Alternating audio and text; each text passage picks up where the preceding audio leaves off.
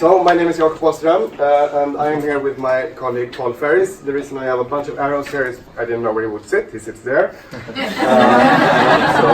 that arrow to Paul. Paul is a brilliant campaign strategist and head of digital at Reform Act and Reform Society, where I work. And we both work with basically helping organizations get better at engaging people in their causes and helping organizations get better at winning their causes. And we brought a breakout session, which is about sort of how do you create a social change campaign? How do you create a political campaign? So hopefully people will want to attend that, because I'm not going to talk about that right now for these 6 minutes or 5.5 minutes. I'm going to talk a little bit more about like a personal reflection on the sort of state of engagement right now, because I've been doing it for a long time, 7 or 8 years helping organizations.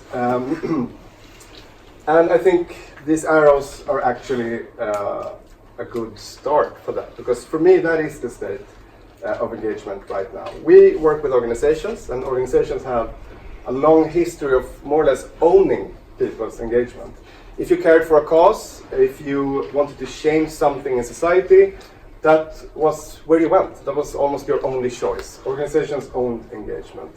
And it worked for a long time, but it's not working as well anymore. If you look at traditional organizations and traditional ways of engaging in them, membership, it's going down. Political parties, labor unions, it's going down. If you look at fundraising organizations based on donations, like for example Save the Children, that's kind of not going down as much, but the horizon is pretty bleak.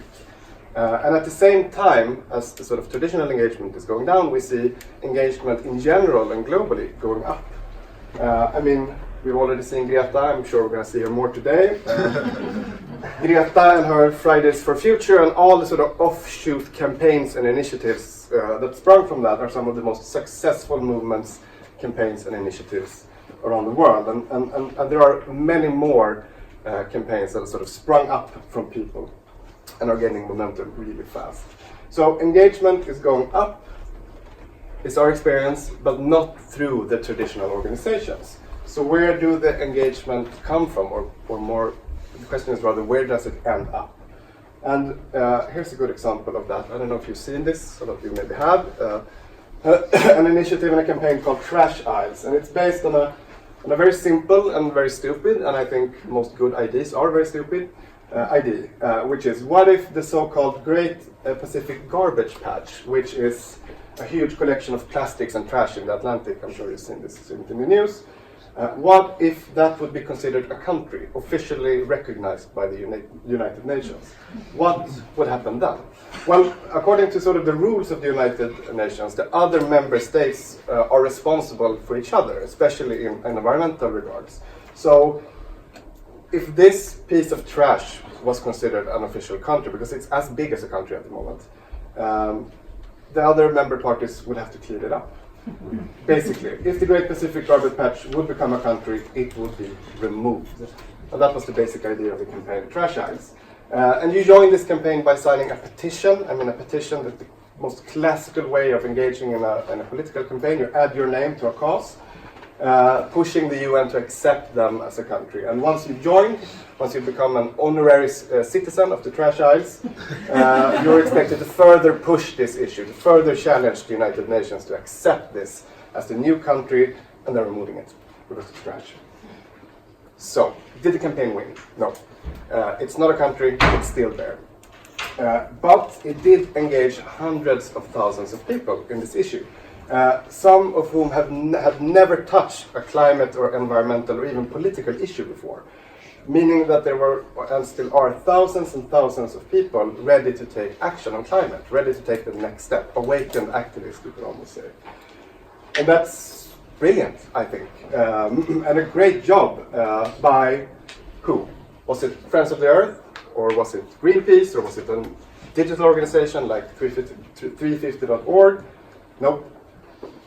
Good job by Lad Bible. And I don't know, this is like a lot of you know the name and brand, Lad Bible. And even if you don't, you know the work they do, or at least the work they steal. They create still a repackaged content online. This guy pranks his colleagues at work every day. This dog eats a burger. This dog is using a hula hoop. Lad Bible is a clickbait conglomerate, and they're now taking on climate. They're now taking on a political issue and asking for and building long-term for engagement.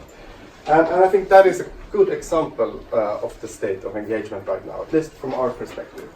Lad Bible, this clickbait temple, are using, and to be honest, in many ways are better at using campaign tactics than traditional organizations. And they are not the only ones. I mean, this is Tech Festival. I think you need to own a piece of Patagonia equipment to even enter the grounds.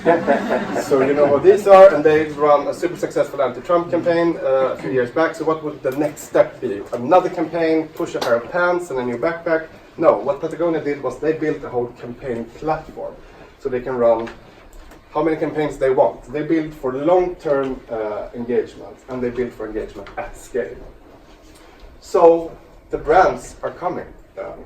Is what I'm getting at. And they have so much money, they have so much energy, and they have so much cultural capital, much more than almost any organizations in the world.